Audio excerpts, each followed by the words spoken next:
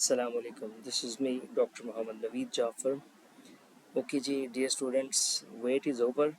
Today we are going to start our new book of mathematics second year, जो कि मुझे different दोस्तों के और स्टूडेंट्स के कमेंट्स आ रहे हैं कि उस पर लेक्चर सीरीज़ का आगाज़ किया जाए और शायद थोड़ा डिफ़िकल्ट बुक लग रही है। तो इंशाल्लाह तबारक ताला कोशिश करूँगा स्पीडी काम करूँ ताकि हम सेशन शुरू होने से पहले इस बुक की रिकॉर्डिंग्स भी कंप्लीट कर लें और तमाम दोस्तों तक एक अच्छा कंटेंट भी पहुंच जाए। नहीं जी, आज आगाज़ करेंगे जिस टॉपिक से, वो टॉपिक है ग्राफिकल रिप्रेजेंटेशन ऑफ फंक्शंस। सो कुछ बातें, कुछ बेसिक टर्म्स को समझने की ज़रूरत है पहले। सबसे पहले तो ऑब्वियसली फंक्शन की अगर बात हो रही है तो हमें ये समझना है कि एक्चुअली फंक्शन जो है वो क्या है। सो एक तो ये टर्म फंक्शन को हम देखते हैं, उसके बाद फिर उसकी ग्राफिकल रिप्रेजेंटेशन की तरफ जाएंगे। अब देखिए फंक्शन क्या है बेसिकली। आप इसको जब देखेंगे तो फंक्शन आपके पास क्या है, आप कहते हैं एक ऐसा रूल, आप कह लें अ रूल, या फिर आप दूसरा वर्ड इसके लिए यूज़ करते हैं कोरेस्पोंडेंस। एक ऐसा रूल या कोरेस्पोंडेंस फॉर विच आपके पास क्या होता है, फॉर विच आप अगर फॉर ईच वैल्यू, अगर मैं ऐसे कहूँ for each value of x, value of x in capital x, मैं जानबूझ के ये डोमेन सेट भी दे रहा हूँ, x in capital x, there exist unique value, unique means that only one, unique value of y in y. So अगर कोई ऐसा रिलेशन या ऐसी कोरेस्पोंडेंस है जिसके अंदर x की हर एक वैल्यू के अगेंस्ट y का एक ही आंसर आए, तो उसको हम फंक्शन कहते हैं। सो ये बात आपने देखनी है कि x की हर एक वैल्यू के लिए, जो कि सेट x में डोमेन सेट में से लिया गया है, और उसमें से आपकी y की जो है, जिसको हम रेंज कहते हैं, तो वो सेट y में जो कि को डोमेन सेट कहलाता है उसमें से लिया गया है। तो x की हर वैल्यू के लिए आपके पास y की एक सिंगल वैल्यू होनी चाहिए। अगर किसी रिलेशन के अंदर ये बात पाई जाती है तो उस रिलेशन को हम कहते हैं कि ये एक फंक्शन को रिप्रेजेंट करता है। मैं इसकी ज़्यादा डिटेल में इसलिए नहीं जाऊंगा क्योंकि ये टॉपिक्स पहले पढ़े हुए हैं, लेकिन सिर्फ इतना बताता चलूँ कि ये जो सेट x है, इसको हम बेसिकली क्या कहते हैं, ये डोमेन सेट होता है। तो ये जो सेट y है, ये बेसिकली को डोमेन कहलाता है। और जो रेंज होती है, चूँकि आमतौर पे ये एक MCQs भी आ जाता है, बच्चे वहाँ पे कंफ्यूज भी हो जाते हैं। सो ये जो रेंज होती है बेसिकली, रेंज टेक्निकली को डोमेन का सबसेट होती है। वो इक्वल भी हो सकता है, तो मैं ये साइन भी लगा देता हूँ। सो ये बेसिकली रेंज को डोमेन का आपके पास जो है वो एक सबसेट होती है। सो यहाँ तक आपने एक बात देखी कि एक ऐसा रूल या कोरेस्पोंडेंस जिसमें x की हर एक वैल्यू के लिए y का सिर्फ और सिर्फ एक आंसर एग्जिस्ट करे, अगर ऐसा है तो ये रिलेशन फंक्शन है। फॉर एग्जांपल अगर आप देखते हैं, मैं यहाँ पे आपको एग्जांपल देता चलूँ। फॉर एग्जांपल आपके पास है y इज इक्वल्स टू, बहुत सिंपल से एग्जांपल लेते हैं, y is equals to x। देखें x की एक वैल्यू पुट करते जाएं, y का कोई एक आंसर आता जाएगा। For example y is equals to x square plus 2x। आप x की कोई एक वैल्यू पुट करते जाएं, x की हर वैल्यू के अगेंस्ट लेट्स 1 पुट करेंगे तो y का आंसर आपके पास आ जाएगा 1 + 2 3 आ जाएगा। सो आपने देखा x की एक वैल्यू के अगेंस्ट y का एक आंसर आ रहा है। तो ऐसी सिचुएशन में आपका जो रिलेशन होता है वो फंक्शन को रिप्रेजेंट करता है। सो ये बात होगी। अब आप कहेंगे कि भाई जब मैं एक ही वैल्यू पुट करूंगा तो आंसर तो एक ही आएगा। नहीं, ऐसा नहीं होता। अब यहाँ पे ज़रा गौर कीजिएगा, मैं उनकी एग्जांपल देता हूँ जो फंक्शन नहीं है। फॉर एग्जांपल आप देखिएगा, मैं अगर कहता हूँ y square is equals to x, अब ये अगर ले लिया, एक्स की कोई एक वैल्यू मैंने पुट कर दी, फर्ज करें 1 पुट कर दिया, तो y square is equals to 1 which implies that y is equals to +-1। अब यहाँ पे आपने देखा कि x की एक वैल्यू के अगेंस्ट यहाँ पे y के दो आंसर्स आ गए। सो ये जो रिलेशन है ये फंक्शन को रिप्रेजेंट नहीं कर रहा। सो ये पहली बात तो हमने यहाँ से ये स्टडी कर ली कि अगर आप किसी फंक्शन की रिप्रेजेंटेशन की तरफ जाना चाहते हैं तो बेसिकली वहाँ पे क्या है, y यानी कि जो डिपेंडेंट वेरिएबल है वो आपका मोस्ट प्रोबेबली लीनियर टर्मिनोलॉजीज के अंदर होता है, तो फिर वो आपका फंक्शन बनता है। ये आगे एक नई बहस है कि एक जो अगर आपके ये ऑड पावर्स में आ जाता है और इवन पावर्स में आता है, मैं आगे जाके डिटेल्स में भी डिस्कस करूंगा इस टॉपिक को।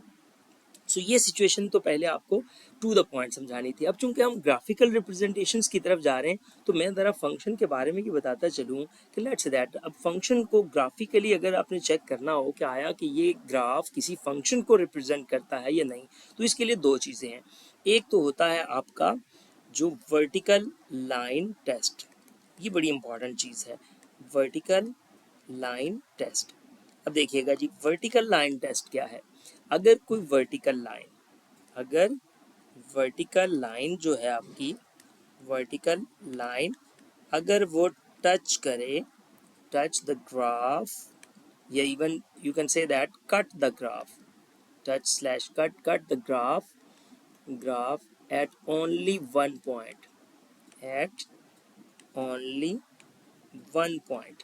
अगर वो ग्राफ वर्टिकली किसी एक पॉइंट को टच करता है तो वो जो ग्राफ होता है, graph shows a function, graph shows a function, वो ग्राफ किसी फंक्शन की नुमाइंदगी करता है। अब ज़रा देखें क्यों।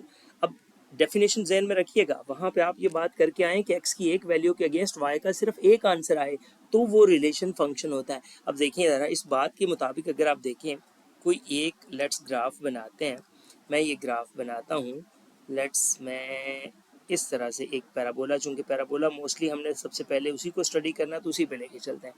अब आप देखिए, लेट्स मैं ये इसको x एक्सिस y एक्सिस दे देता हूँ। मैंने कहीं पे भी एक वर्टिकल लाइन लगाई, मैंने इसके ऊपर एक वर्टिकल लाइन लगाई, ये वर्टिकल लाइन लगा दी। अब ज़रा गौर कीजिए, वर्टिकल लाइन ने एक पॉइंट पे टच किया। अब अगर एक पॉइंट पे टच किया तो मेरा ये क्लेम है according to that particular result कि ये ग्राफ एक फंक्शन को रिप्रेजेंट करता है। अब अगर ये ग्राफ एक फंक्शन को रिप्रेजेंट करता है तो क्या मैं मैथमेटिकली डेफिनेशन से जाके पूछूं कि ये किस सेंस में उस डेफिनेशन को फुलफिल कर रहा है? जी बिल्कुल पूछना चाहिए। ज़रा गौर करें, अब डेफिनेशन ये कहती है कि x की एक वैल्यू के लिए y का एक आंसर आए, तो ज़रा गौर करें, ये जो पॉइंट है x की कोई ना कोई एक वैल्यू हो है यहाँ पे, और इसके अगेंस्ट अगर आप ऊपर जाके देखें तो यहाँ पे y की भी एक ही वैल्यू एग्जिस्ट कर रही है। For x is equals to a, y is equals to some b। So अगर x की किसी एक वैल्यू के अगेंस्ट एक ही आंसर आए तो वो रिलेशन किसको रिप्रेजेंट करता है? फंक्शन को रिप्रेजेंट करता है। बिल्कुल सही समझे आप। अब ज़रा दूसरी सेंस में देखिएगा, अगर मैं ग्राफ पैराबोला ही लेता हूँ लेकिन ग्राफिकल रिप्रेजेंटेशन में थोड़ी सी ऐसे बना लेता हूँ। अब देखिएगा ये, अब मैं क्या करता हूँ, इसके ऊपर एक वर्टिकल लाइन लगाता हूँ। अब आप ज़रा गौर करें, वर्टिकल लाइन लगाई, जब मैंने वर्टिकल लाइन लगाई तो इस पर्टिकुलर सिनेरियो के अंदर यहाँ पे देखें, for x is equals to a there exist two values of y, एक यहाँ पे आ गई और एक यहाँ पे आ गई। सो x की किसी एक वैल्यू के अगेंस्ट y की हमारे पास कोई दो वैल्यूज एग्जिस्ट कर गई। तो जब ऐसी सिचुएशन बन जाए तो वो रिलेशन किसी फंक्शन को रिप्रेजेंट नहीं करता। सो ग्राफिकली बड़ा इंटरेस्टिंग इम्पैक्ट लग रहा है इसका।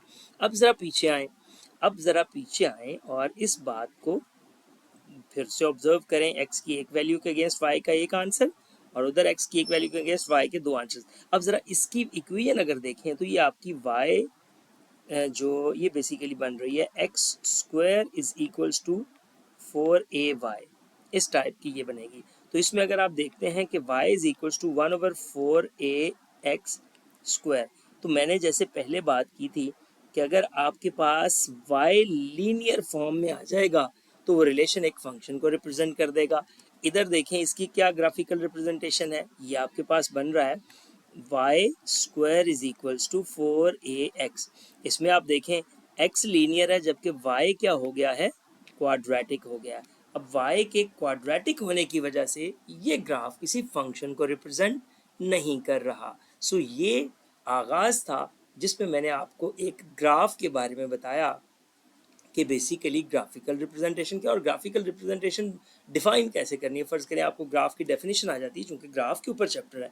सो ग्राफिकल रिप्रेजेंटेशन क्या है कि आपका ग्राफ क्या है, आप इसको इस तरह से कह सकते हैं कि ग्राफ क्या है, is a set of order pair x y such that y is equals to f of x. ये आपकी फंक्शन की आयलर की रिप्रेजेंटेशन आ गई। ये छोटी छोटी बातें साथ साथ बताता जाता हूँ। ये आयलर ने स्विस मैथमेटिशियन था, आयलर लिनियॉर्ड आयलर, जिसने ये नोटेशन दी थी। तो ऐसी सिचुएशन में इसकी जो प्लॉटिंग होती है वो आपके पास किसको रिप्रेजेंट करती है, एक ग्राफ को रिप्रेजेंट करती है। सो जी, ये एक आगाज़ था, एक छोटा सा लेक्चर जिसमें मैंने आपको ग्राफ के बारे में बताया कि फंक्शन क्या है और उसका ग्राफ जो है किस तरह का इम्पैक्ट क्रिएट करता है। हॉरिजेंटल लाइन, वर्टिकल, हॉरिजेंटल मैं अभी खुद नहीं बता रहा क्योंकि अभी मैंने सिर्फ ग्राफ की बात करनी है। हॉरिजेंटल लाइन टेस्ट मैं बाद में जाके बताऊंगा। अभी मैंने सिर्फ वर्टिकल लाइन टेस्ट बताया ताकि आपको आइडिया हो जाए कि वर्टिकल लाइन टेस्ट जो होता है वो किस मकसद के लिए होता है, to check either that graph belongings to the function or not. So that is the end of our lecture. So इस lecture series को हमने बड़ा speedily कंटिन्यू रखना है। आप दोस्त कनेक्टेड रहिए। मैं कोशिश करूँगा कोई अच्छा कोशिश तो की है मैंने अट्रैक्टिव बोर्ड बनाने की, लेकिन अभी अगर मैं वाइट बोर्ड और इन चीज़ों की तरफ जाऊंगा तो टाइम ज़ाया हो जाएगा। इसलिए पहली प्रायोरिटी आप तक लेक्चर्स पहुंचाना है, ना कि हम फॉर्मेलिटीज़ के अंदर पढ़ें। सो ये मेरा एक पहला लेक्चर था। इंशाल्लाह इसको हम कंटिन्यू रखेंगे। और आप लोग अगर किसी भी किस्म का कोई सवाल करना चाहते हैं, कोई बात करना चाहते हैं, तो बिल्कुल आप ज़रूर, मैं हाजिर आपके लिए। 0300463889 ये कांटेक्ट नंबर है, इस पर आप रब्ता कर सकते हैं। तो इंशाल्लाह तबारक ताला इसको हम जारी रखेंगे। आज के लेक्चर के लिए इतना ही। स्टे ब्लेस्ड, अल्लाह हाफिज़, अस्सलाम वालेकुम।